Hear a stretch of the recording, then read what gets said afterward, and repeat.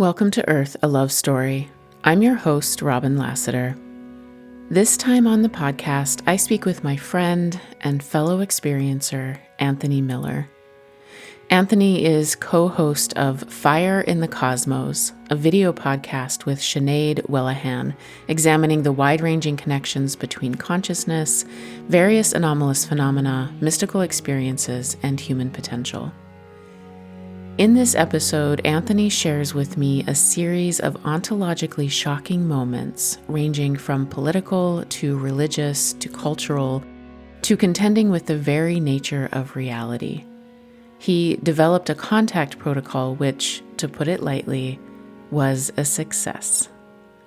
You can find links to his podcast along with the rest of his impressive bio, including his career in open source intelligence, his role as state lead for the Virginia chapter of Citizens for Disclosure, and more, in the show notes. And an important note for this episode. Part of Anthony's contact protocol involves the use of entheogens.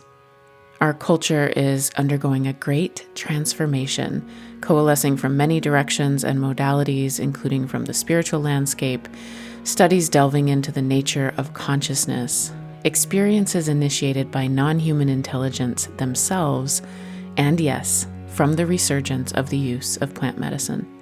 As with any experience that can bring on ontological shock, including contact protocols themselves, the use of these medicines should not be undertaken lightly, and I'm not expressly supporting or condoning this protocol. For as many people who have had experiences of transformative awakening, there are also tales of these journeys being destabilizing, sometimes dangerously so. And I'm not downplaying their significance in our cultural awakening, nor am I diminishing the potential harm that can occur in these realms. I've had many clients who have come to me solely for help integrating an experience on entheogens, which caused such profound ontological shock that they were left at a loss as how to go on with their regular lives while dealing with the aftermath. We have extracted these medicines out of their cultural spiritual lineages, and sometimes they don't work well with our individualistic and goal-oriented Western mindset. On the other hand, I believe these are sentient beings. There is a spirit to these medicines, and I believe they have consented to help us collectively through this transition. But make no mistake, it will be on their terms, not ours.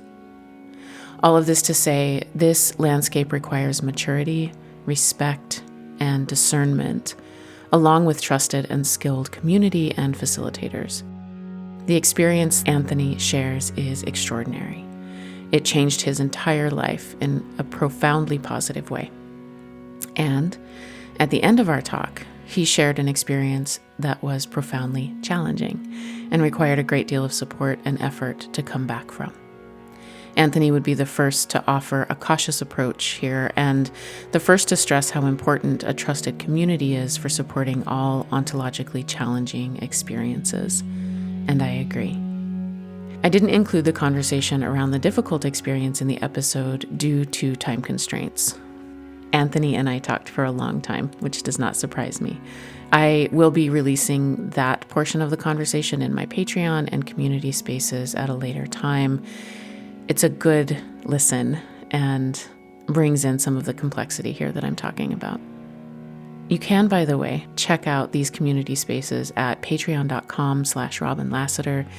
We have bi-monthly calls, book clubs, other events and special guests, and a dedicated Discord server for members, which is brand new. If you appreciate this podcast, if you listened to my book for free and enjoyed it, or if you want to join a friendly and mature community space, please consider becoming a patron.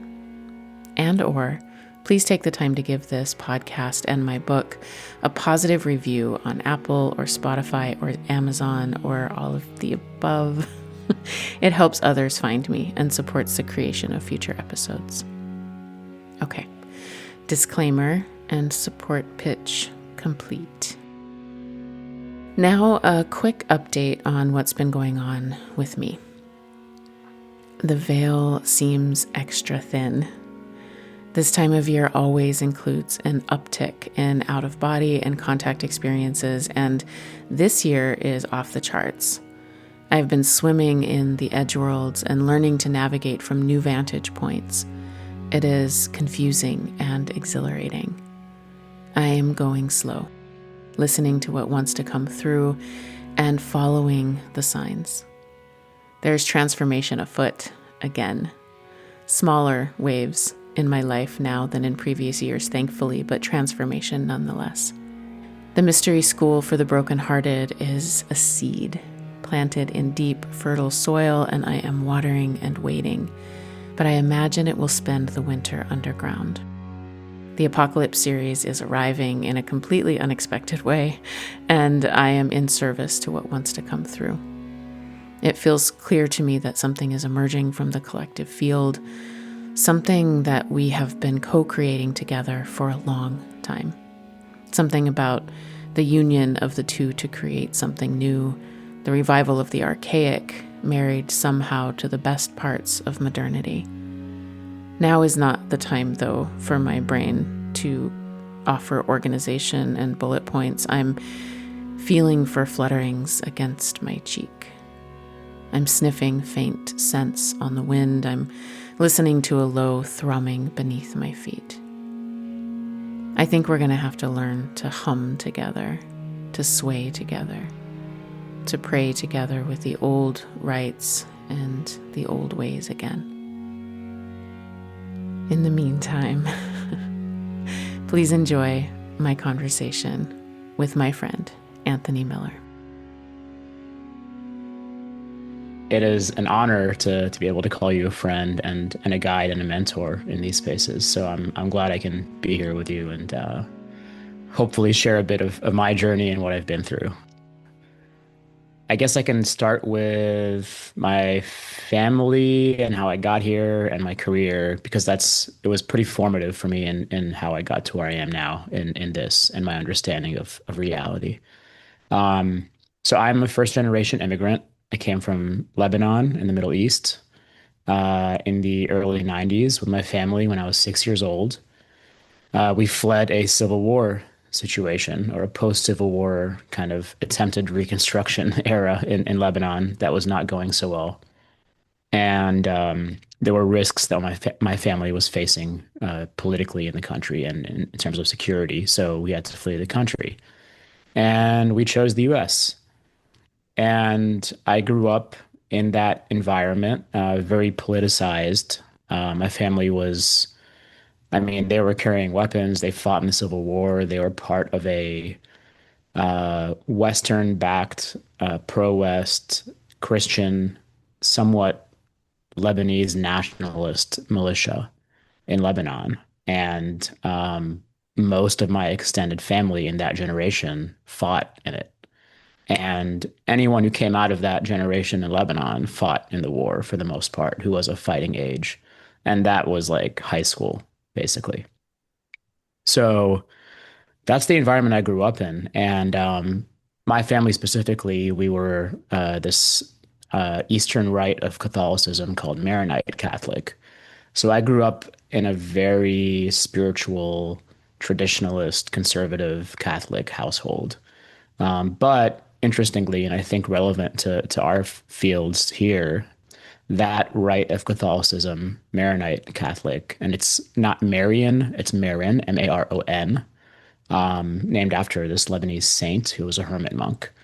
And that rite is usually more focused on the mystical and the supernatural side of Catholicism than I've seen here in the West with Roman Catholicism. So it was more a part of our stories and our lives, and I think that's interesting. So yeah, I came here. I grew up in that environment. I was kind of stuck in it for most of my early life until I went off to college, and it was my first time leaving home, and I decided to study international studies or international relations, and that was an important decision because I went into it thinking, hey, I want to learn more about my country, Lebanon, where I was from, and try to do something with my career that could potentially help resolve the conflict situation there, the post-conflict era there. And specifically, it being a country and a region where you had people of different religions and ideologies that were kind of at each other's throats constantly. So, but I went into it with a very biased, one-sided viewpoint, having been raised in that with my family. But what I quickly began to learn after taking courses on political philosophy, logic, reason, and history, and comparative religion, and all these different courses, I began to get a more objective look at what was happening, and it was pretty starkly different than what I was told growing up by my family, even in that region of the world, but also in terms of ideology and religion in general. And I very quickly began to crack, like ideologically and spiritually. Looking back on it now, I consider that one of my first like ontological shocks was in religion and in ideology.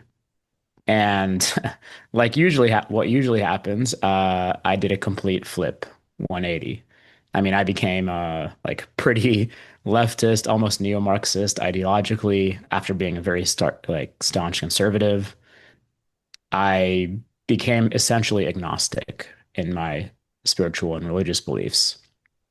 And I thought that there was very clear evidence that there were patterns that cut across all these different religions and cultures that were not necessarily connected historically. And for some reason, they all seem to have little pieces of a puzzle. And to me, it was pretty obvious after studying the history of these religions, even though I didn't major in it. It was pretty obvious. So, and I began meeting people from different faiths and different ways of thinking, and that was also helpful, informative for me. So another big thing that happened, and I forget to talk about this sometimes, but it was very important in my life, was I was at Virginia Tech, and I was there during the massacre that took place.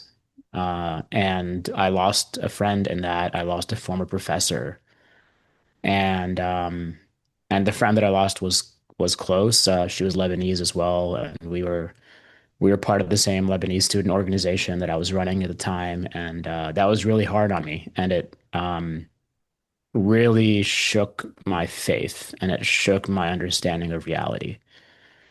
And that was all happening in pretty turbulent political time around the end of the second Bush administration and the rise of the Obama administration. So yeah, and I was still going to church temporarily at that time, and I would hear like the priests giving their sermons and throwing in all of these political, ideological notions into their supposedly religious sermons, and I started seeing what I found deeply problematic with my own ethical upbringing was this incessant need to other and to create boundaries around groups of people and identity. And it was usually minority groups that were targeted, whether it was women, whether it was people from other countries, whether it was the LGBTQ community. And what I was beginning to understand was that this was a hypocrisy compared to what I was taught growing up ethically. So there was this cognitive dissonance that I began to see that was evident in my religious upbringing, in my religious groups, and in ideological groups as well. Yeah, so fast forward from there after college, I quickly got a job with a government contractor in the DC area, and their work centered on primarily, at least the contract I was under, we were doing what's called open source intelligence. So that is media and social media analysis, essentially publicly available sources of information that could be used for intelligence purposes.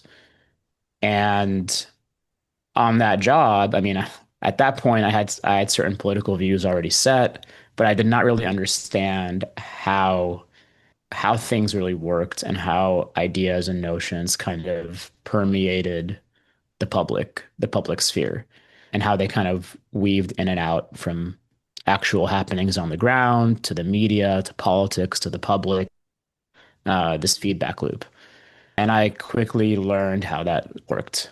And how that kind of manifested was we had teams of analysts that covered different countries around the world. And our task was to provide as close as possible to the ground truth of what was happening in a country or region. And that entailed first off doing what we called source analysis or source identification first and then source analysis. So we were each tasked with a few countries. At the time, I monitored France and Canada. Had some French language skills. Had so we would kind of check out their media landscape and identify which outlets and social media group, like big social media accounts, were relevant to what we were doing, how legitimate they were, their biases, their reach, their public reach, and in some cases their history or their ownership as well. Kind of develop this map that we would use to help us assess how to use that outlet moving forward. But generally speaking, we outlets we found legitimate for our purposes spanned the political spectrum. That was the purpose of all this. We wanted to get as diverse of a view of what was happening as possible. Yeah, so we did that. We would tag and like create metadata for each outlet to get an idea of everything I mentioned.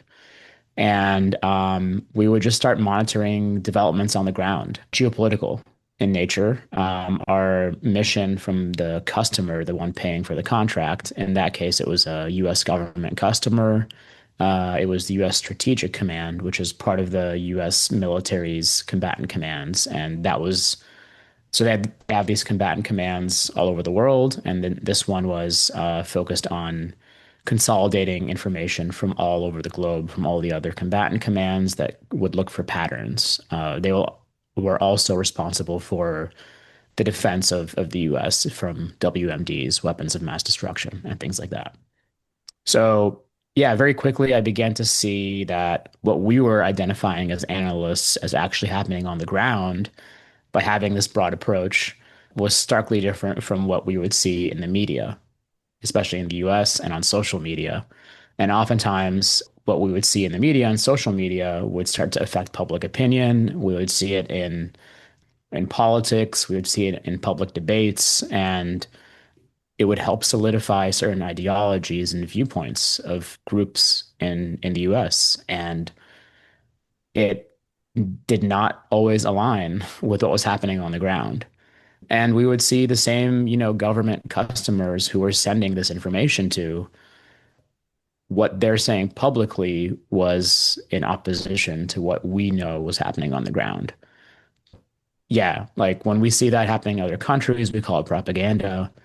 For us and for our government customers, these were the public affairs sections of different government agencies. That's the name of those offices, public affairs. And they were manipulating information, manipulating narratives in order to push whatever their goals were. That may have been dependent on an administration, a specific party, if that was the case, or it cut across administrations, and it was just like a national security state interest, nation interest. And that became like one of my second big ontological shocks was experiencing that. And I was in that field up until last year when I got laid off. And for 15 years, I just worked at two different companies doing this. And in some cases, we dove even deeper and looked at narratives, specifically like stories that get built around specific topics and notions or people, and how those can be used and weaponized to either push a certain viewpoint or counter a certain viewpoint. And it became this web of stories that I saw creating individual realities around me. It became evident for me in various political cycles when I would talk to friends or family that they would put up these walls around them built by these narratives that were not of their own making. They're just kind of regurgitating them. And it did not align with what I knew was happening on the ground sometimes. And I would recognize the things that I did not know, but I still knew that they were the product of narratives. So I at least had the wherewithal to know, where there's a lack or dearth of information rather than quickly attaching myself to a specific narrative and viewing that as reality. But I did not see that happening in the public. And that's what got me into the UFO topic. Sorry, long story to get me here, but yeah, like I came across the 2017 article in the New York Times when I was doing this work. At the time, I was kind of already interested in the topic, but from a very like 30,000 foot view level, very sci-fi fantasy level. And like I watched Ancient Aliens here and there. I watched like some like I forgot what they were called, like UFO Hunters or something on History Channel or Discovery Channel. But I had no idea of the nuance in this field, or the extent to which the government was actually involved until that article came out in 2017. And for me, it struck a chord because I was working as a media analyst. And like I mentioned before, with the source identification, the New York Times was one of the most credible and prominent sources we looked at in the world. And to see that article come out in the New York Times was huge for me. Also, that's what led me to look into the what was happening at Skinwalker Ranch when the book Skinwalkers at the Pentagon came out. And it touched on some of the same issues mentioned in that article. This was several years later. And the fact that they were discussing a government contract by the DOD or by the DIA with Robert Bigelow's company and the way they were discussing it and the details, that made it even more real for me because that was my field. That's what I did. Yeah, so it was the credibility and legitimacy of some of the people and the groups that were involved in this in the early 2020s that really drove it home for me, which coincided with the start of COVID. And COVID for me, I've said this in other circles, but I view COVID as like for those who did not unfortunately lose their lives, I view it as a mass near-death experience for the globe because it forced us, it cracked us open and it forced us to break out of our routines. And routines, in my opinion, are kind of this like either self-hypnosis or societally centered hypnosis that takes place that get us to block out certain things without necessarily being nefarious. We just do it. We're stuck in a routine, and it got us out of that. And it was a traumatic, very traumatic episode for the globe. Whether you had family members affected or yourself or not, it changed the way we conducted our lives in a traumatic way, and it forced us to do certain things we didn't usually do. For me, I was stuck at home. I actually got injured during that period, and I started going on long walks, which I never did before, outside in nature. And I always had this kind of love for nature, but I never really acted on it besides vacations. I live in suburban Northern Virginia, just outside of DC. And at the time, I was living in a more urban area. But this time I started going out and going for these walks as part of my recovery process from this ankle injury. And I started listening to podcasts for the first time on the UFO topic, not political podcasts. And very quickly I came across I tried to conduct the same approach I did at work and professionally with this source identification and source analysis to this topic because I knew there was a lot of noise in the data. There's a lot of data, but a lot of noise and a lot of BS in there. So I did this, I tried to take the same approach. I came across people like Darren King, Exo Academian and his podcasts, came across Kelly Chase and hers, the UFO Rabbit Hole, Kurt Jaimungal's podcast, Theories of Everything, and a few others. And eventually I found Robbins, but not till later on. But at that time, I having those podcasts constantly playing for me, I began to see this connection with consciousness that had never heard of before. And not just consciousness, but the huge body of experiencer literature that was out there and experiencer data, and how a large segment of it was actually positive experiences, either neutral or positive. And I was not aware of that at all. I just had the idea that, experiences were like abductions or what we'd call sleep paralysis type things, with entities showing up, or like paranormal stuff that was dark and scary and harmful.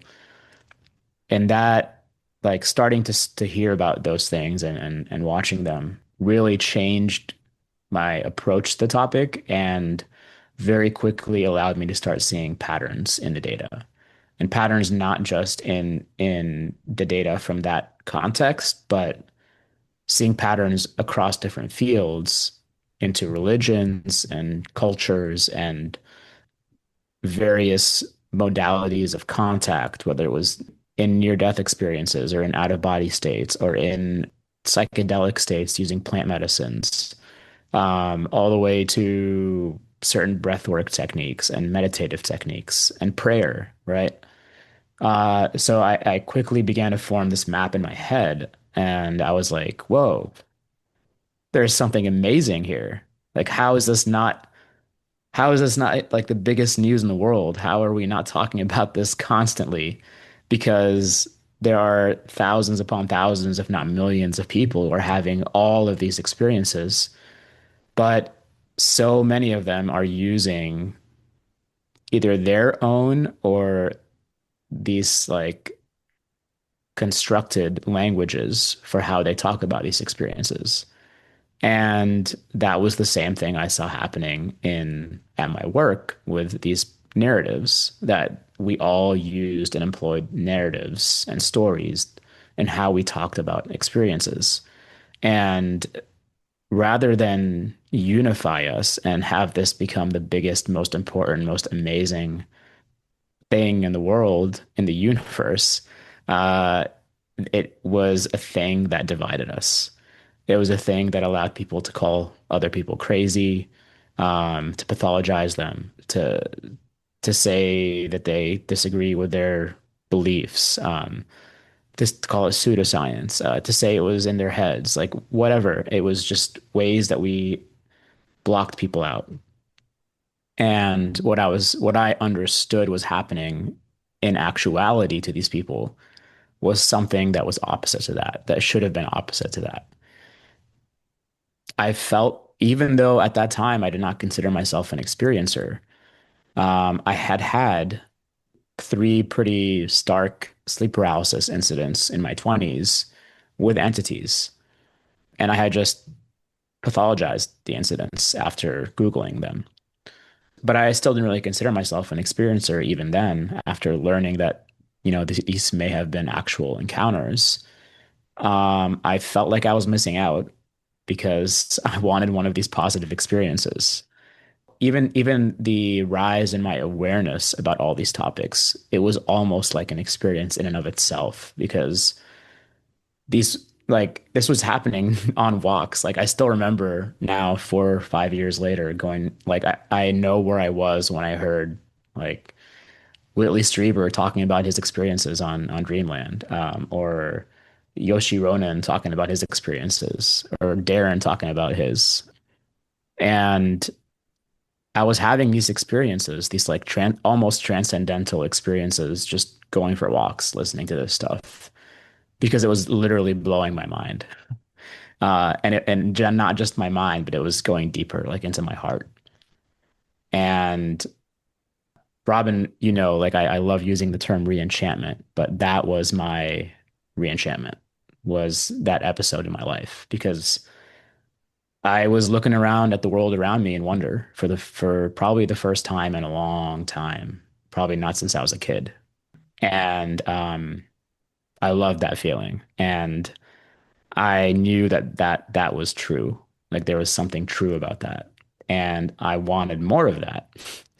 So I don't know if you want me to stop there, but that's kind of what gets me into why I decided to develop a protocol to try to induce a positive experience for myself.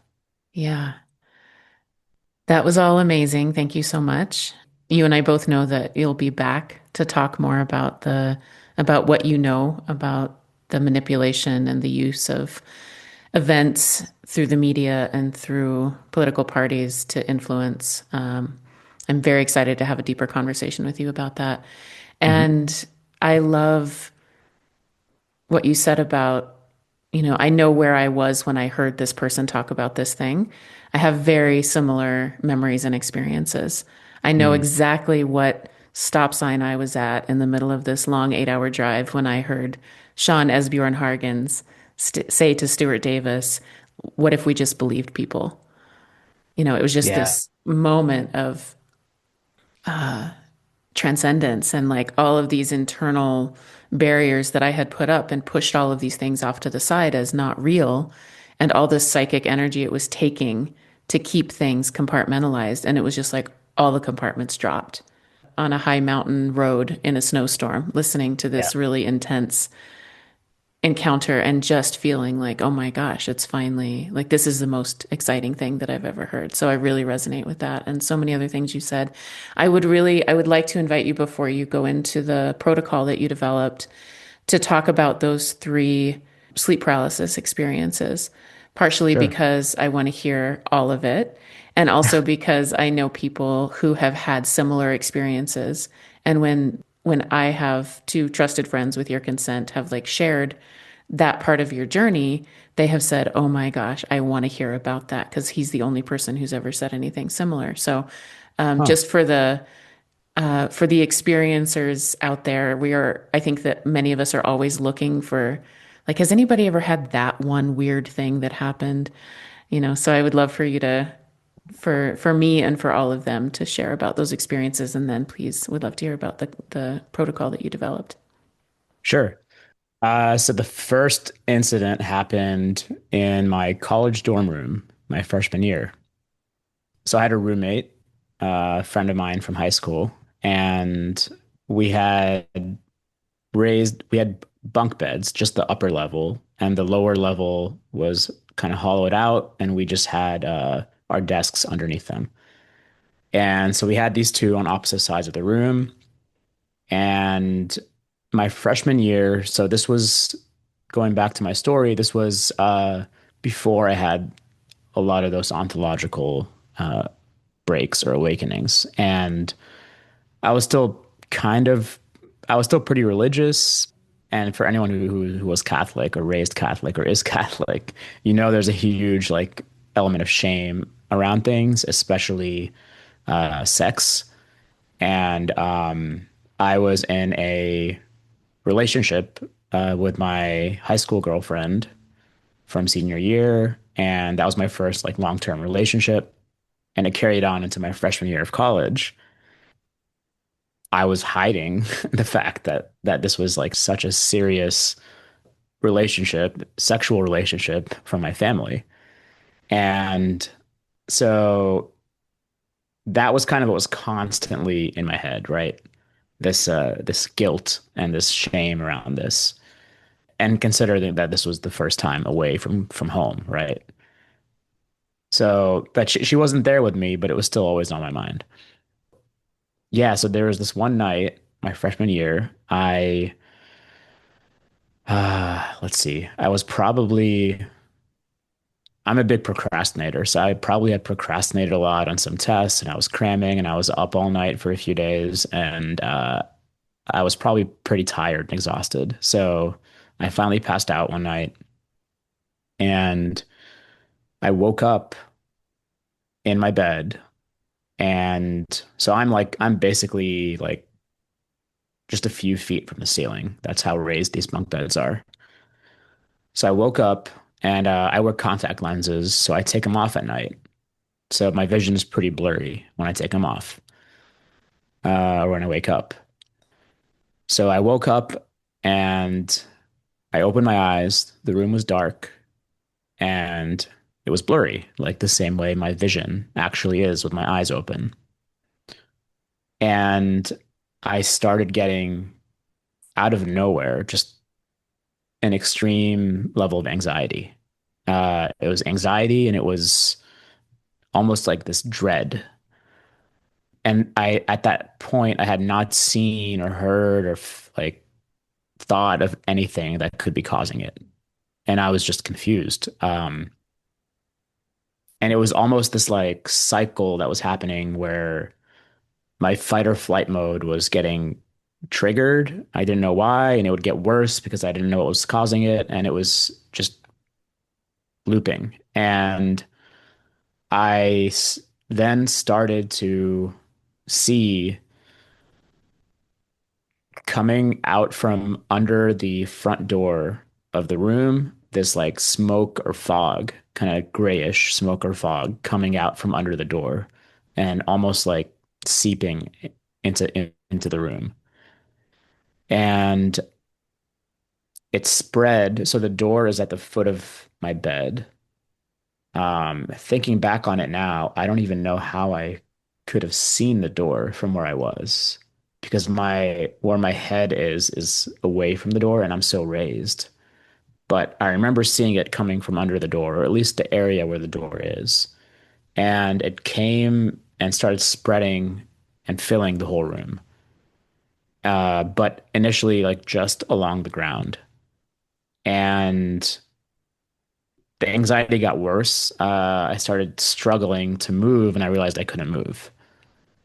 I don't even remember if I could turn my head. I knew I could turn my eyes and move my eyes around. And I looked to the right of my bed where there's this open area between my bed and my roommate's bed. And I saw the smoke or fog kind of consolidating there. And it began to grow upward from there into this like funnel shape, almost like a tornado type shape. And the top of the funnel, in the top of the funnel, I saw in the center of it two glowing eyes. And when I saw that, like, well, as this was all happening and then culminating with seeing it, I was like at peak fight or flight mode. Um, and I couldn't flee. I was stuck there. And I was like jumping out of my skin. And at the same time, I was being hit with, again, I didn't know why this came to me, but it felt like biblically evil type feeling. And I had no reference point for that. This was the first time I'd ever felt anything like that or seen something like that. But that's what I was feeling, and that's where my mind was going. Now I have some thoughts on that I can get into later, but I'm feeling that, and the like I couldn't move, I couldn't do anything, I tried to speak and say something, but nothing came out of my mouth. So I started praying in my head, and I kept repeating. I think I kept repeating probably the Our Father and Hail Marys, and I kept repeating them, and it felt like it just dragged on forever. Like it felt like it did not end.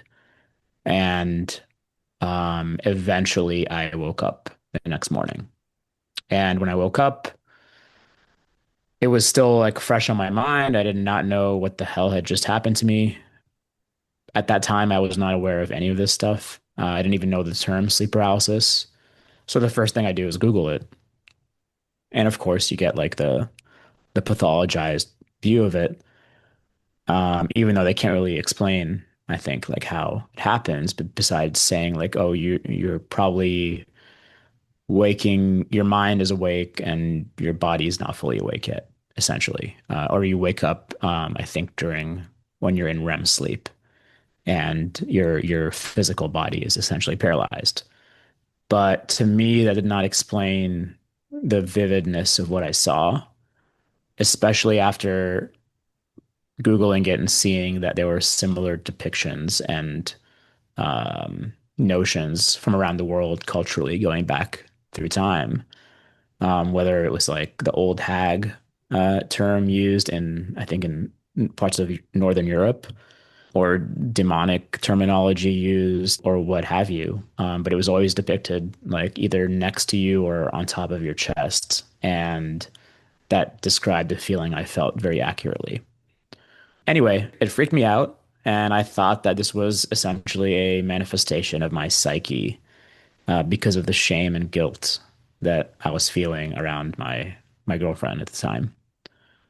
Then, like 6 months later, I'm back home for the summer, I think, and the same thing happens there. Like the exact same series of events, the same type of figure coming out of this fog or smoke that came from under my door in a completely different room, like 4 hours away. And yeah, I thought it was the same thing because I don't even remember if I was still with my ex at the time, but I was a kid in my 20s. I was a guy in my 20s and was sexually active in a very Catholic conservative household. So I still had that shame and guilt like inundating me constantly. And then a few years later, my family and I were living in a different house, and I was there for the summer. And or maybe this was after college, and I was there. And I felt the same triggers like start in my body, and emotionally started having the same feelings arise when I woke up one night. And I was like, oh, in my mind, I was like, oh shit, like here we go again. And I'm looking at the door, waiting for the smoke and fog to come in, but I don't see it. But I have the same like fight or flight mode triggered. And I'm trying to figure out what's causing it. I don't see anything coming from under the door, but what I do see is the hallway light behind the door is on. I can see the light from under the doorway, and I see these like black or dark shadows or silhouettes, and it looked like they were little things or beings like scurrying back and forth. It was like tiny, small shadows scurrying back and forth. And that is the last thing I remember before I woke up the next morning. And I don't know what that was. I didn't feel anything different the next day, besides the same kind of like almost PTSD type feeling. I don't remember like noticing anything on my body or anything weird in my room or around me. That would have been around between 2009 and 2012, somewhere around there. Those are the big three. I have my own experiences with things like that, and I know how terrifying they are, and how still to this day there is a lot of questions I don't have answers to, and I don't know what that was. I have maybe an idea now. Like I know you said that as well. You have some ideas about these things, Mhm. but yeah, terrifying. Yeah, Terrifying. Yeah. Thanks for sharing that. you're welcome. Yeah. Yeah. So tell me about this protocol that you created. All right. So I released an episode on my podcast describing the whole thing. So I won't go into too much detail on this. But basically I started looking for the patterns that I saw in the literature and data and podcasts that I came across as I was going through this re-enchantment period in my life. Yeah, so I found all these similarities and patterns in various what we would call contact modalities in different traditions. And obviously, that was not the term that anyone really used, but whether it was different rituals or prayers or practices to connect with the divine or with ancestors, uh, or to have like a shamanic initiatory experience, or whatever you want to call it. I saw similarities in these, and I saw successful ways that people were doing this. And so put as much of them together as I could in a reasonable manner and try to have this positive consciousness expanding contact experience with benevolent higher intelligences. So that was my intention. And I set that intention probably 8 months before I finally conducted this for the first time. And during those 8 months, I was practicing on some of the individual pieces of or modalities in this.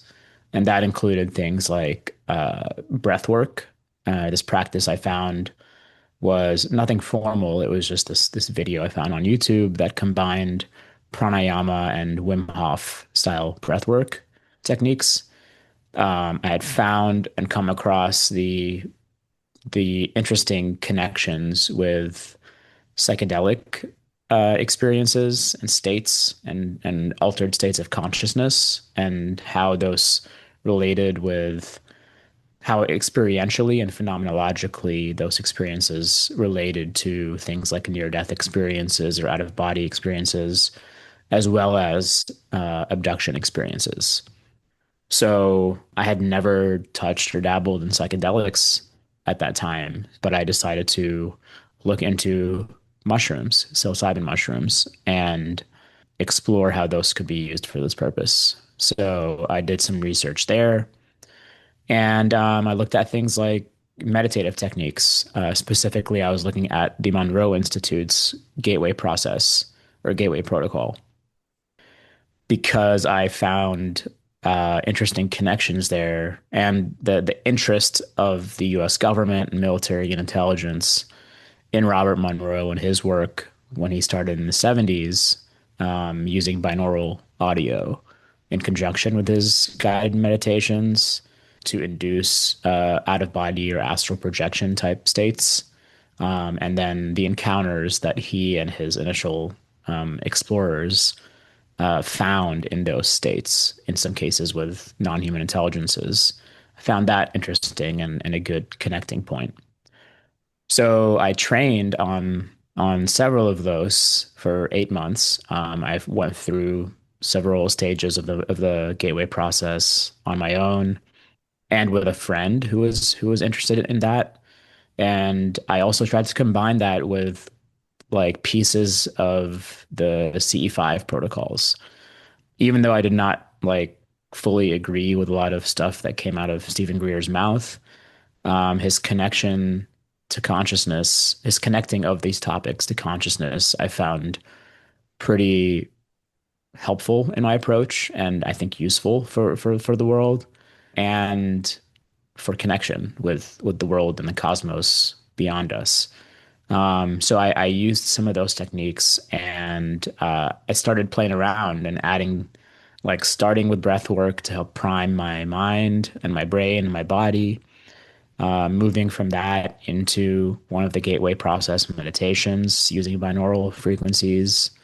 And then after that, I would go and do like a skywatch.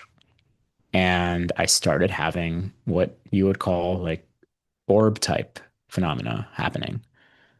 And at the time, I wasn't sure if it was satellites or what, but I would have these experiences where, like, the second I opened my eyes coming out of the meditation with this intention already set beforehand, in the exact area of the sky I'm looking, I would see one of these things appear. So that kind of thing started happening. So I felt like, all right, I'm on the right track.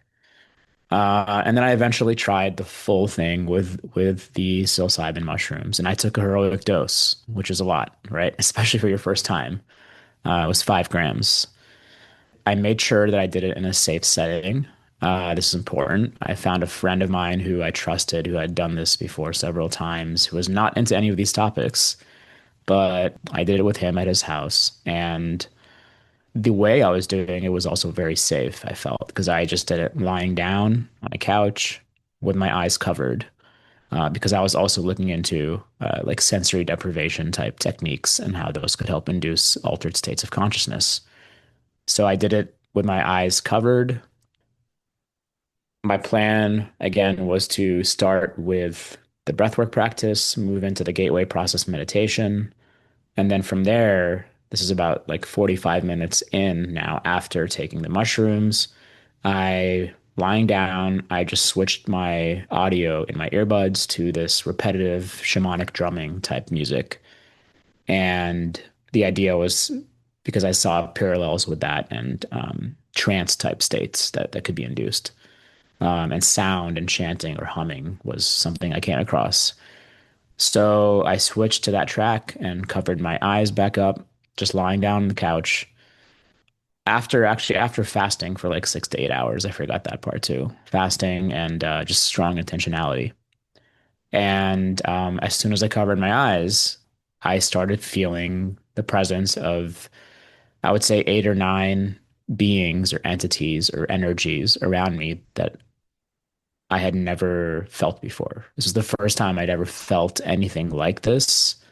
It was completely different from the sleep paralysis incidents because as I was feeling them, I began to be blasted with like feelings of love and familiarity and connection and remembrance and expansion and like I could say a million words that would not articulate what that experience was like, but it was a million times more sacred or holy feeling than anything I'd ever felt growing up super religious. Forgot to mention I was like an altar boy for 10 years when I was a kid. Like I was super religious. This blew that out of the water. It made it all feel inauthentic, to be honest. Like it made it feel like pointless and a joke compared to that. It felt like I was there where we all want to be or think we will be, or after we pass. Like that's where I felt like I was, but it didn't feel like it was anything religious. It just felt like I don't. It felt like an existential home, and I had just like expanded into it consciously. And because it felt like it wasn't far, it was just around us. It was around us all the time. Um, and in that moment when this was all these feelings and emotions and thoughts were happening like instantaneously. And as it was happening, I thought back to this reality here, the physical reality. And I was like, what the fuck? Like how do we make this everything? Like right now, like this me in this interview, the audience listening to this, like all of our focus and awareness is here, or like what's for breakfast, or what my girlfriend or boyfriend is doing.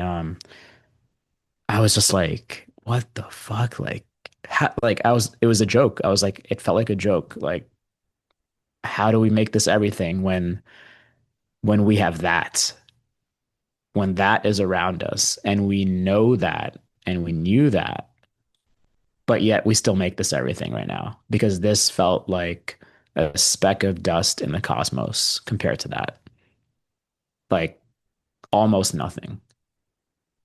And I don't know if that does a good enough job of describing what it felt like, but that's as close as I can get. And it was amazing. It was amazing. It was beautiful. And then as I'm feeling all that, the being directly that felt like it was directly in front of me starts fully visually materializing before me. Again, this is all with my eyes covered. I'm not asleep. Like I am fully aware of what I'm doing.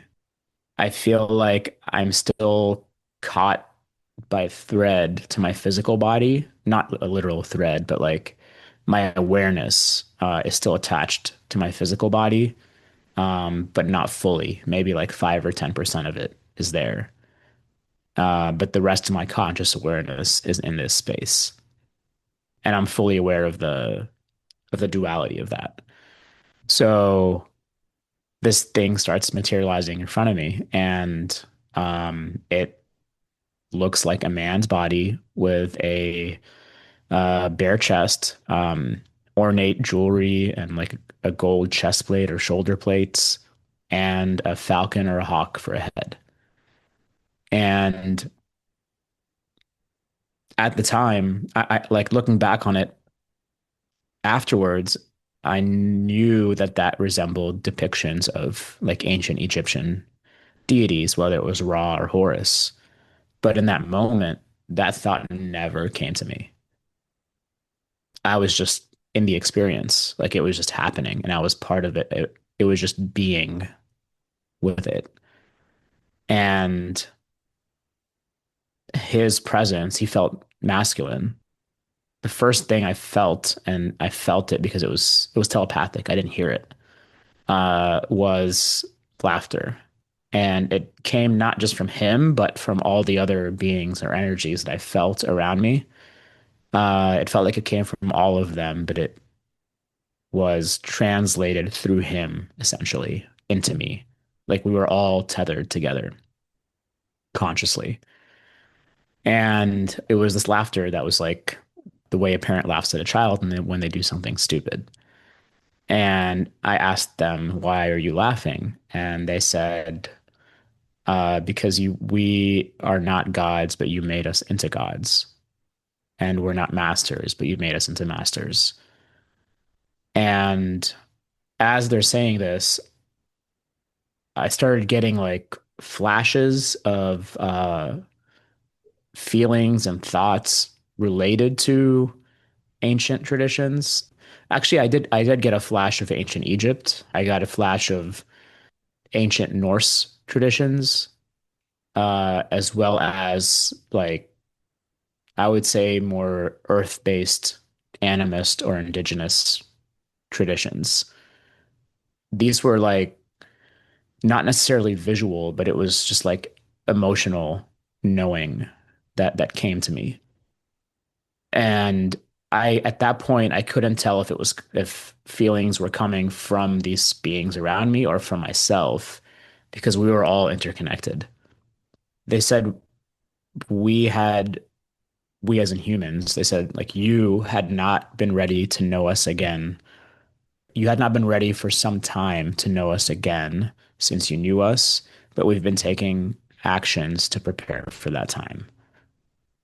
And when I asked them what they meant, they flashed before me, like in high definition, almost like montage scenes playing before me of a streaming series that I had watched before. And they showed me three shows. One was Ragnarok, which is a Netflix series from Norway. One was the OA, and the other was this show called Moon Knight from the Marvel universe. And I didn't like at the time, it didn't hit me, but the themes in the themes in Moon Knight and Ragnarok are interestingly correlated because in Moon Knight, it's all takes place around the ancient Egyptian pantheon of gods and goddesses. And it's basically this idea that both main characters in both shows are neurodivergent. There's something going on with them. We're not told what it is. In Moon Knight, the main character seems to have some sort of like seemingly like multiple personality disorder, but he starts actually seeing this being manifest around him, which tells him that it's the Egyptian deity Khonshu, who's the god of time and the moon, and he's this like guardian of Earth. And he says that the man is his avatar on Earth through which he acts. And he had made an agreement to do this. And that the other deities had made similar agreements with other humans to act through them. And they had an agreement as a group to not interfere directly with humanity. That's why they did this.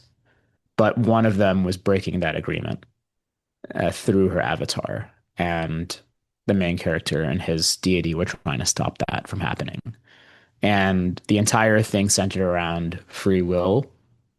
The deity that was trying to break this agreement did not agree with the notion of free will, and she thought that she could see whether or not someone would be good or evil, essentially, and could prejudge them. And essentially, like that means like killing children who could potentially turn evil when they get older. And that was kind of her view for the world and how it should be. So they were trying to stop that from happening. In Ragnarok, the main character is this kid who's also neurodivergent, and he does something. I think he helps like an old woman early on in this small town in Norway. She turns out to be this like incarnate form of, I think it was the Norse goddess Freya. And she like does something to him, imbues in him this force that allows him to start essentially taking in the essence or the consciousness or the energy of the god Thor and developing his capacities and abilities.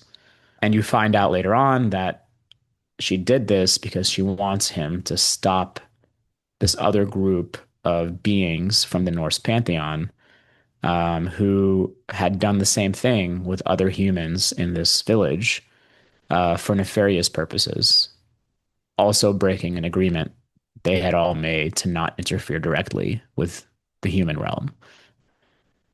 So very similar there and interesting. And then, yeah, the OA, most people know that show, an amazing show. Lots of Eastern spiritual themes in there, but all centered around near-death experiences and potential capacities that we may have after near-death experiences or in those realms. It even gets into like alternate timelines and or alternate dimensions and traveling through them through like clues you pick up in these other realms, that have to do with like energies and life forces and things like that. So those were interesting. And at one point, they took me. These beings like moved me. I was in this void where this was all happening. But at one point, I was moved to like a natural environment that felt like I was in a forest and almost like there was like a bonfire or something in the middle of a forest. And we were all dancing around the bonfire. And it felt like a form of liberation that I have never felt before because it felt like I could truly be authentically who I was, and just have fun and be and like shed all the ego and societally like construed expectations and ways of being and just be. And it was almost like they were teaching me how to do that again. And again, that felt very childlike, but it was like nothing I'd ever felt before. And I'm caught up in all this. And at one point I feel like I've completely forgotten my interests doing this. And I was like, oh shit, like what about the UFOs? I almost forgot the UFOs. And when I asked that, they said the ones behind the UFOs are a faction of us who's breaking an agreement we made to not interfere directly with humanity at this time. Like they're showing themselves to humanity before we agreed to. And they didn't feel like they viewed that other faction as evil or bad. It just felt like a disagreement that they were not happy about. So I don't know what to make of that. That was interesting. And I had a few other things come in, but a few other interesting things that happened, and I'll wrap this up quickly. I felt like I had to do something with my body to maintain or amplify the connection I had in that space to stay there because I didn't want to leave. It was that amazing. And what came to me first was you have to do something with your hands. And to show like how little I knew about meditative techniques, I start like doing the standard like emoji meditation symbol, like holding your thumb and your index finger in a circle with the other three fingers out. I start doing that as I'm lying down, also to show like that the conscious awareness is still connected. Like I was aware that I'm there, but my body is on the couch, and I need my body to do this. So I start going like that, and I don't feel anything. I'm like, that's not doing anything. I was like, maybe I have to do something else with my hands. So I put my hands over my chest. I brought them together over my chest. And very quickly, I felt like they started moving on their own, like 90% on their own. Like I was not sending the signal from my brain to the hands to move in this way, but I could stop them if I wanted to. I could send that signal to stop them. But I just let it happen because I was like, oh, this is cool. Okay. And they formed into these two, they kept forming these two symbols that felt like I felt this like blast of connection happen with that space that I was in consciously. And it felt really good. And I was like, oh, this must be it. So I keep doing those. But I was like, there's still something else. Like there's something else missing. And what came to me next was you have to do something with your voice, like something related to sound. So I quickly, almost instantly, like went to the Monroe meditation that I was training on. And for anyone who's done the gateway process, one of the first steps as you're like easing into the space and preparing yourself, like one of them is it's called the energy conversion box, where you put all your like thoughts and fears and emotions into this box and you close it so you don't let that affect you. The other thing is this like protective technique where you put this bubble around you.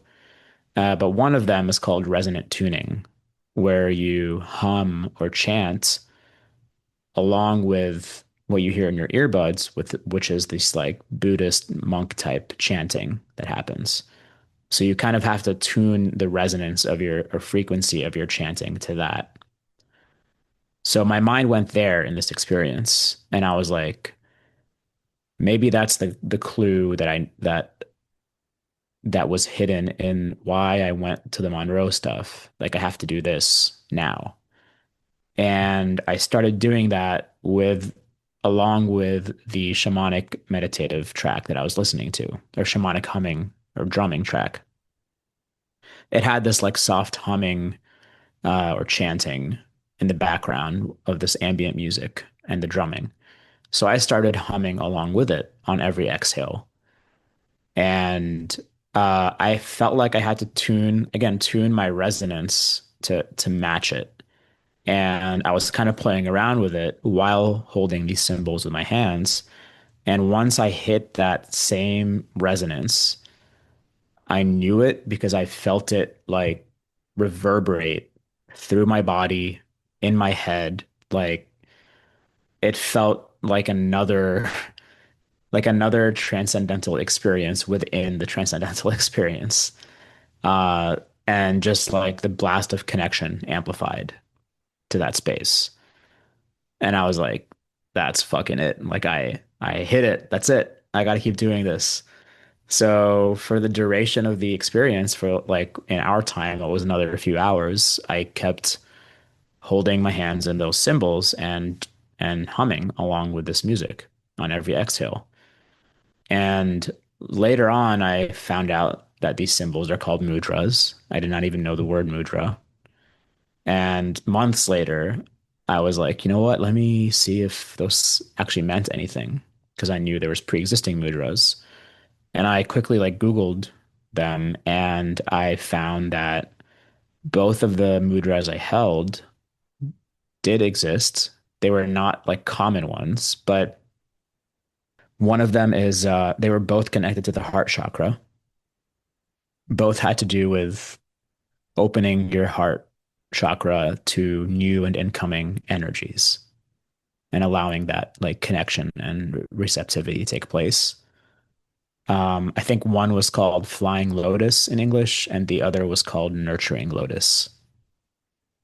And yeah, I was like, what? Like, how would I have known that?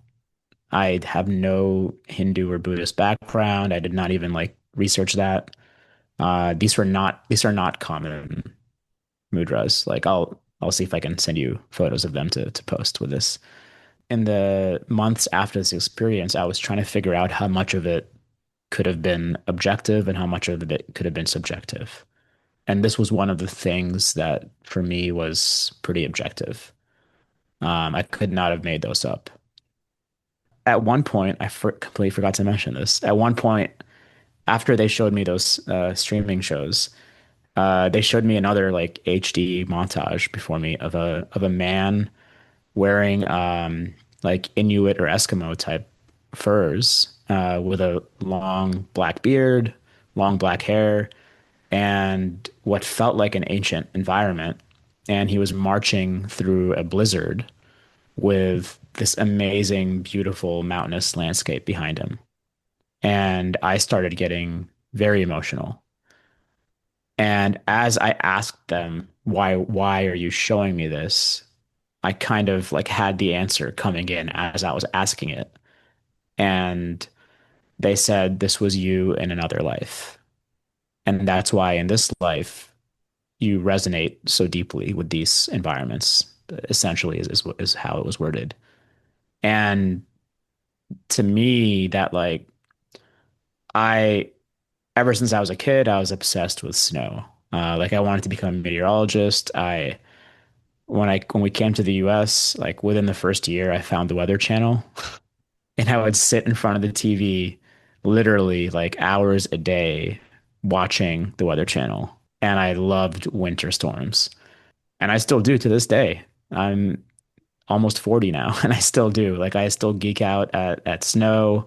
I track, I'm in like forums and group chats with friends. That's my second uh, thing besides UFOs and NHI and consciousness. And we talk about winter storms. And my family goes to me for like the forecast because they don't trust the weatherman, right? I'm still like that.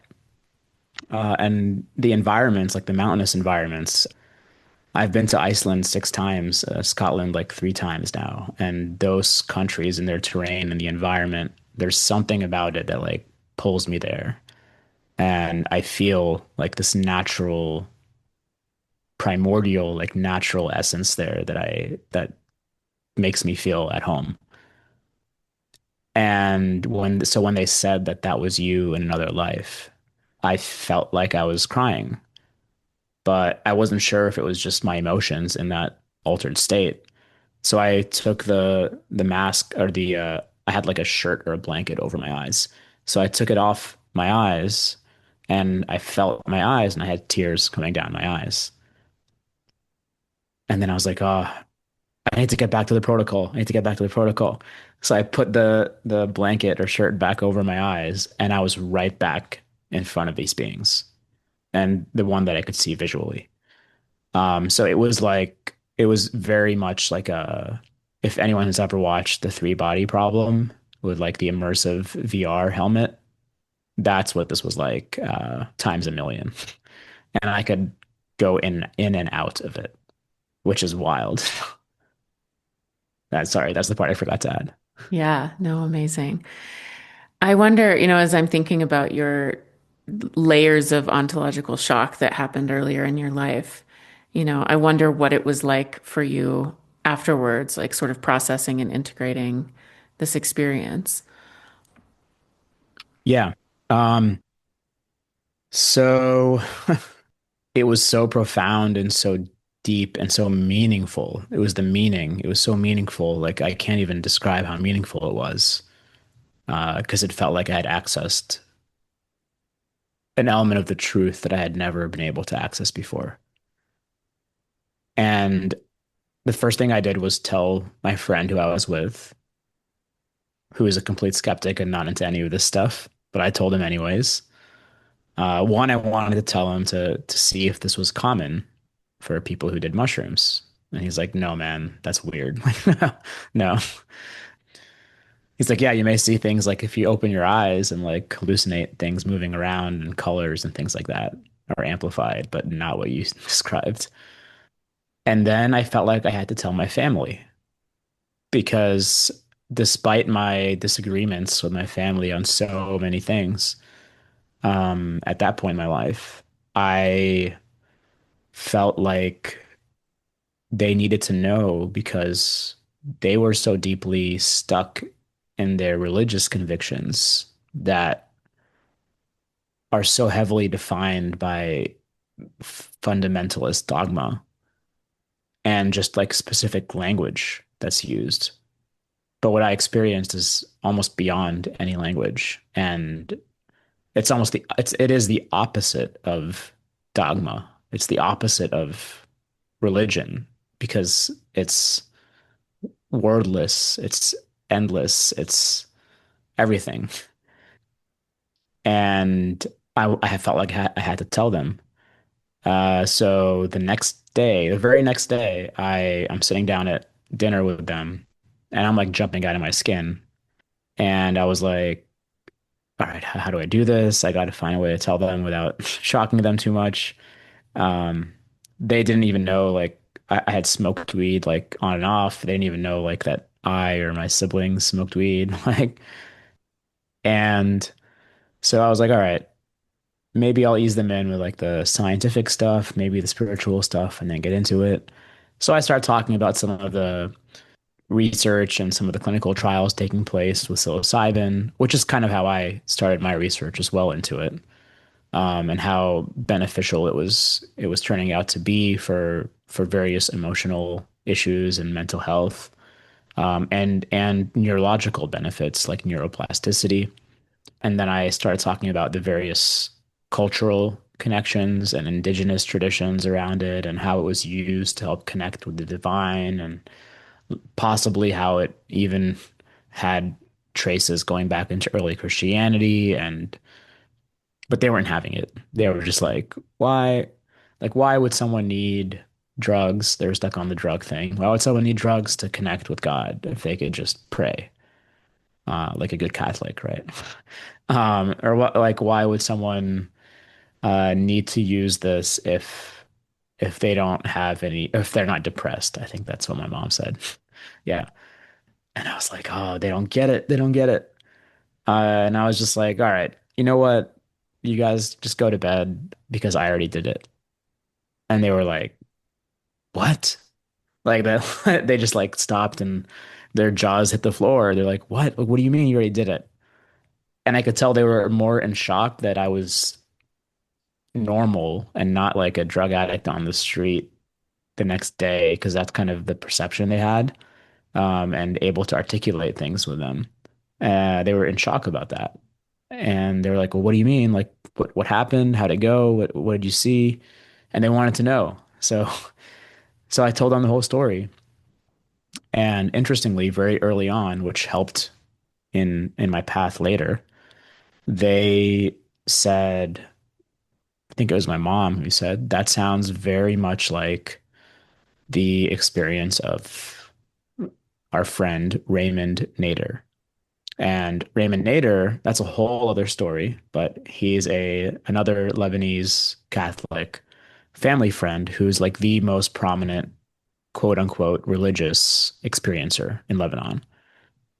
This guy had a complete full on mystical experience in front of a monastery in Lebanon in the late 90s or early 2000s, where he entered another state of consciousness and met what is essentially a being of light, which he describes as God, which communicated with him telepathically and gave him messages centered around love. And he actually came back with a physical mark on his arm, the handprint. That was like a third-degree burn that did not hurt. And it was checked by doctors and everything. And it healed on its own within a few days. And there's photos of it. And this guy has had over 50 recurring experiences like this on the anniversary. I think the monthly anniversary or something like that of the experience. And he's a good family friend of ours. So They were like, that reminds us of his experience. So I looked into it even more deeply later on. And yeah, this guy met this being of light that like was the most beautiful light he'd ever seen, that like took over, the inundated reality around him. And the first thing he thought to himself was, am I unconscious? And he heard the light respond to him telepathically, in his words, telepathically. No, you're not unconscious. You're at the peak of consciousness and you're surrounded by a sea of consciousness. Right. So that sounds like something we would hear in our fields, but this turned into this guy creating like two or three religious Christian satellite networks in the Middle East that he still runs, a whole religious organization built around the saint in front of whose monastery he was, where this happened, Saint Charbel, this Lebanese saint. My dad runs the U.S. chapter of that religious organization. So that is a huge part of the life I was raised in. But the fact that there were such close similarities with that experience and what we see in like NDEs and OBEs and psychedelic states to me is just fascinating. And that really propelled me into a whole different approach to this from then on. And that was in 2023, about 2 years ago when that happened.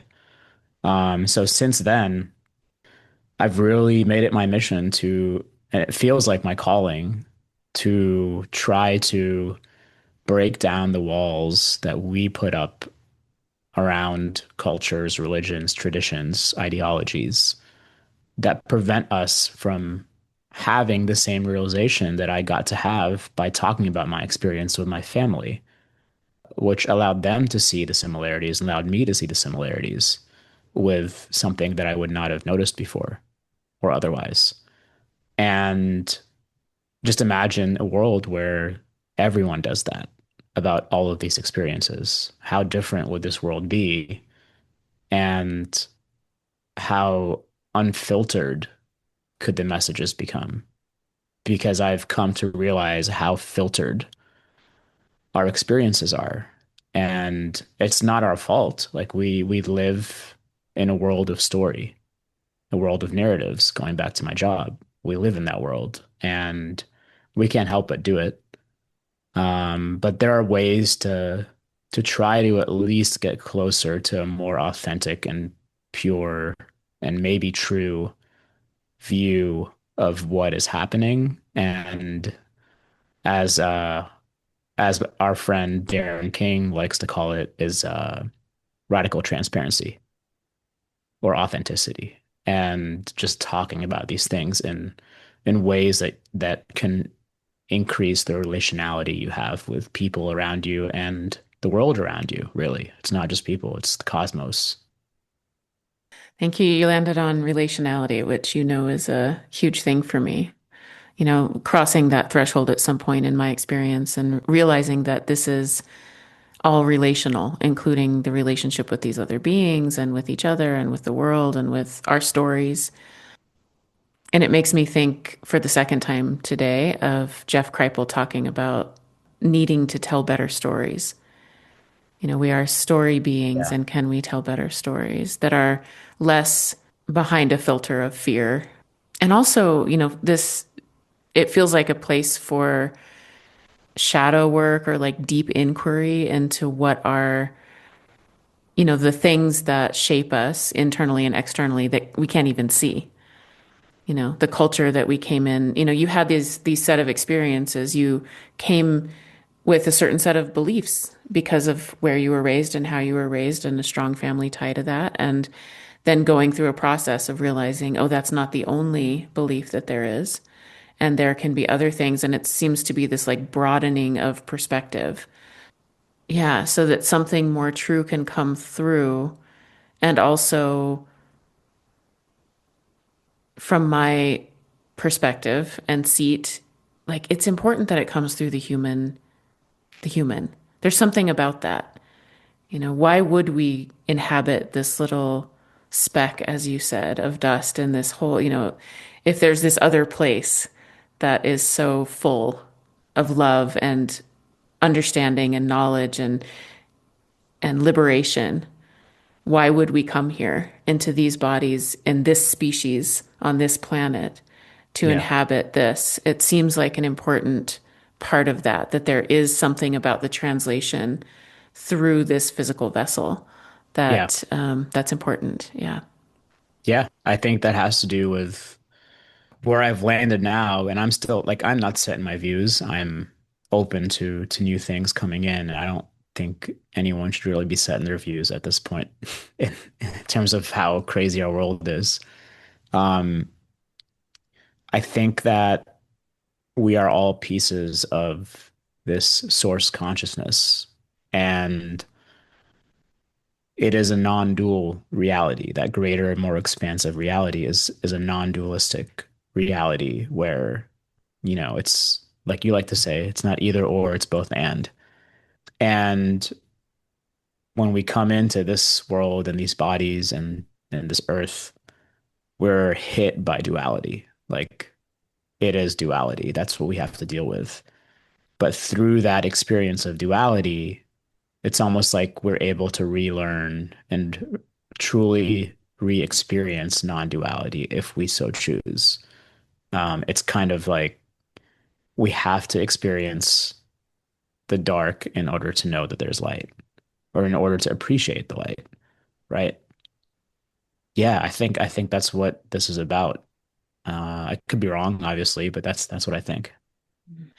Yeah, I think that that makes sense. I've often felt like this life has been a journey of remembering or uncovering, like polishing the glass to get a clearer view Mm-hmm. towards something. And it's that journey towards wholeness, which I think is a real aspect of this time on the planet. It feels like for me, the story that I have around this is that there was a split, right, in humanity's journey. And I don't think actually that it was a mistake. I think that we needed to come from like the interwoven matriarchal feminine Yeah. culture and then individuate and come and like turn our heads to the sun and connect more with the solar god and come into monotheism and do this individuation process that has brought us technology and Mm. logic and and rationality and all of these systems. And I think that it's it's an imbalance, but it wasn't wrong. It just is what Yeah. happened.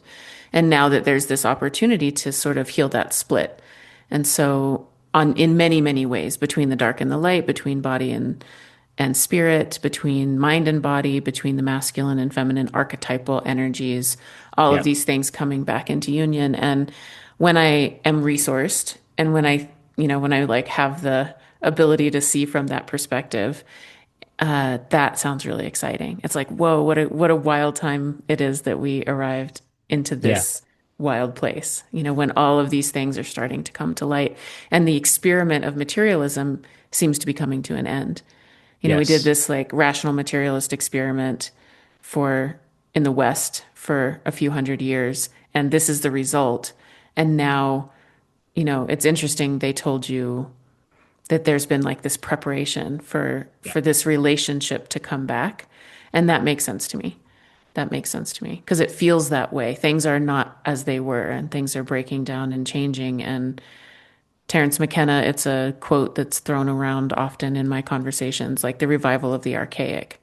That Mm. we are in modernity, and can we keep the best of that, and then also bring back these relationships that we had with a bigger sense of reality because we see what happens when there's no connection, no real connection to that bigger reality. It gets Yeah. very dark. It gets very non-relational. You Yeah. know, we just Yeah. can use the planet. We can use each other. It's there aren't a lot of yeah. The heart has gone out of it in some ways. So it's an exciting time to be here for this. Yes, it Yeah. is. And one thing that I forgot to mention when they said that in my experience, I got this like knowing when they showed me, especially when they showed me those shows, that the way they were preparing us was through the minds of creatives and artists, like through our culture, through our media, through our films, through our art. Whether or not the artists themselves knew that or the creators knew that, it was like this slow drip way to expand our capacity to know them again. Mm. And as most experiencers have, I had this sense of urgency when that happened. Like they were doing this because something's going to happen soon. I don't know how real that is because like the other day I listened to the Mothman Prophecies for the first time by John Keel, and Keel was citing experiencers and contactees and UFO enthusiasts, as he calls them, having the same kinds of experiences going back, 50, 60 years ago, and the same kind of feelings. And I know that extends even more into like other traditions and religions going back hundreds and thousands of years. It's the same kind of feeling. So I don't know what to make of that, but there was this sense of urgency in my experience.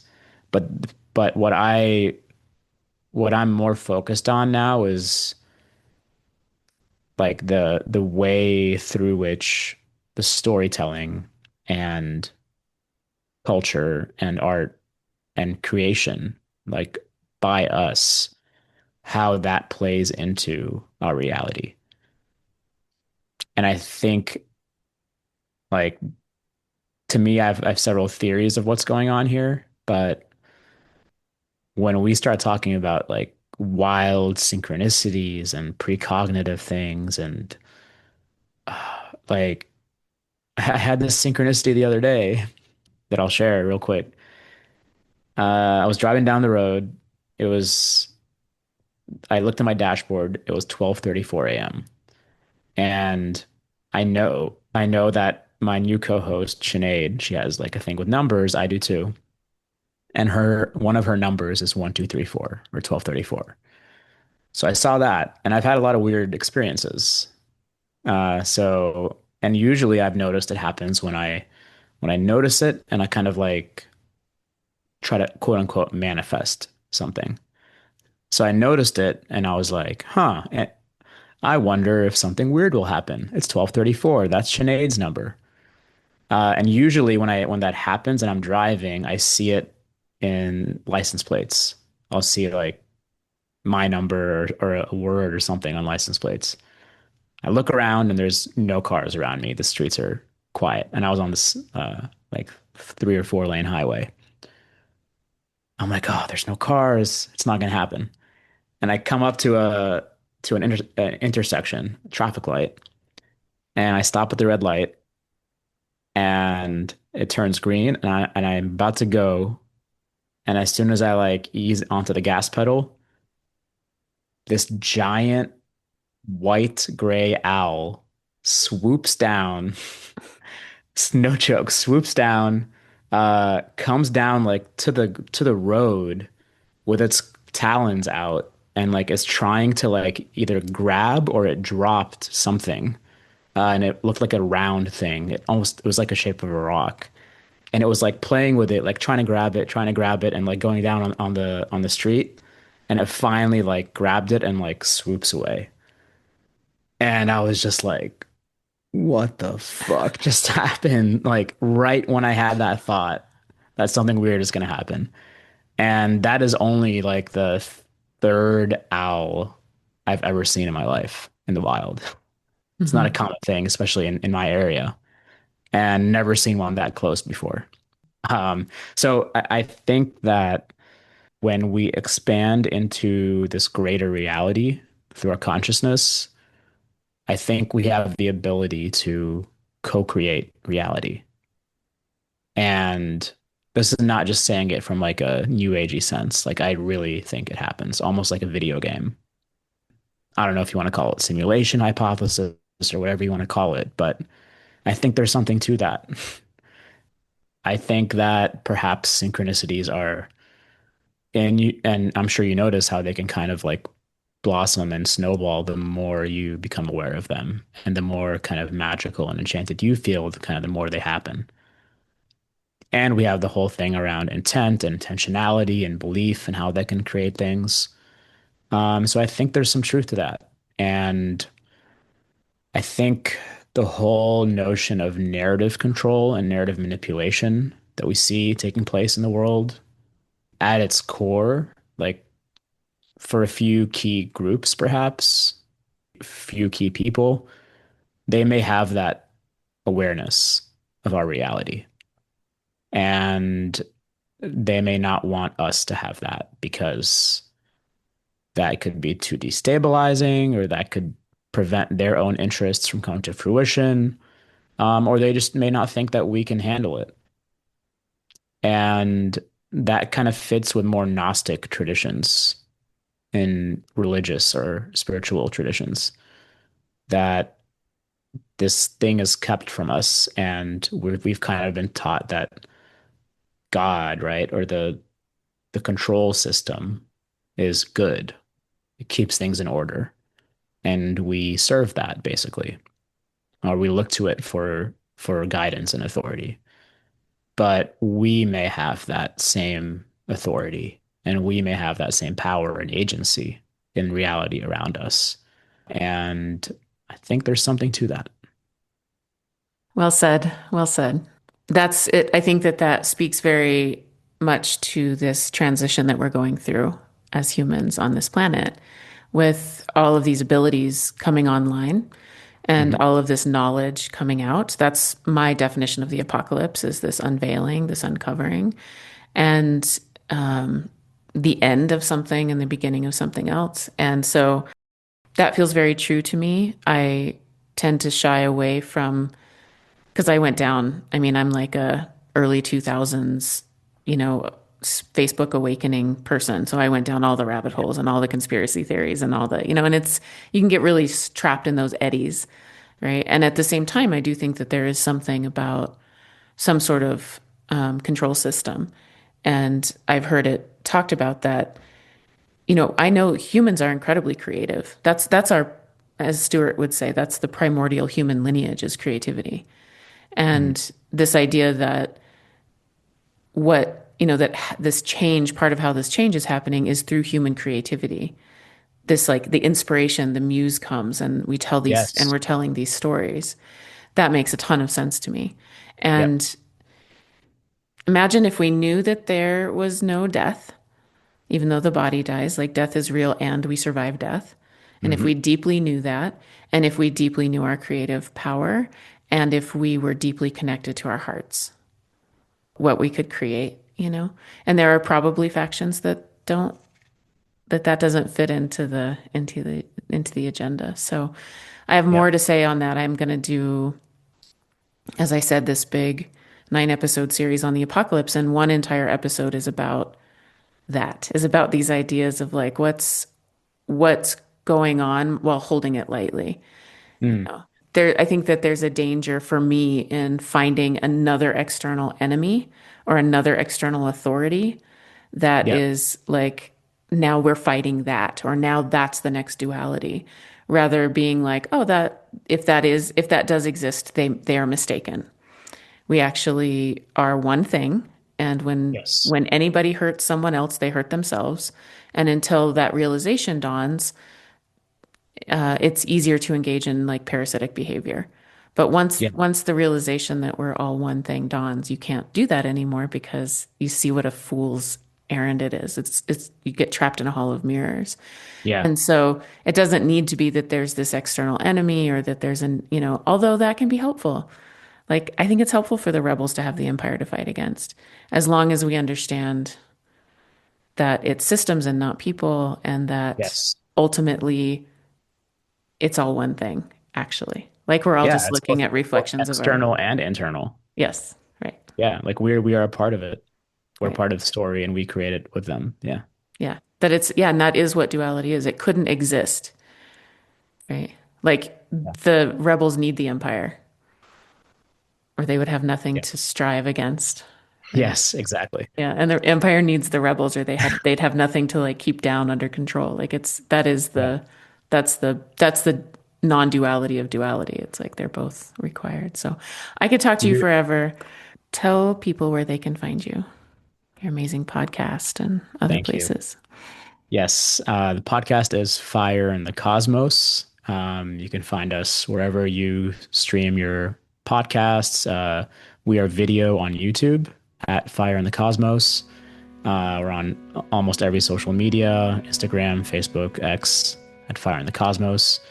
I am also the co-lead of Virginia Citizens for Disclosure, trying to bring more of this consciousness-centric approach to the disclosure movement. So I help run that chapter, and that is at Virginia Citizens for Disclosure, or VACFD, on X and Instagram. Wonderful. Thanks so much, Anthony. It was great to sit with you and receive your story. Thank you so much for sharing. Thank you for having me, Robin. Thanks so much to Anthony for sharing his journey with us, and find out more about his podcast, Fire in the Cosmos, and his other work in the show notes. And thank you to the listeners and patrons who support this work. If you are interested in learning more about my groups and offerings, or in booking a one-on-one session with me, please visit robinlassiter.com.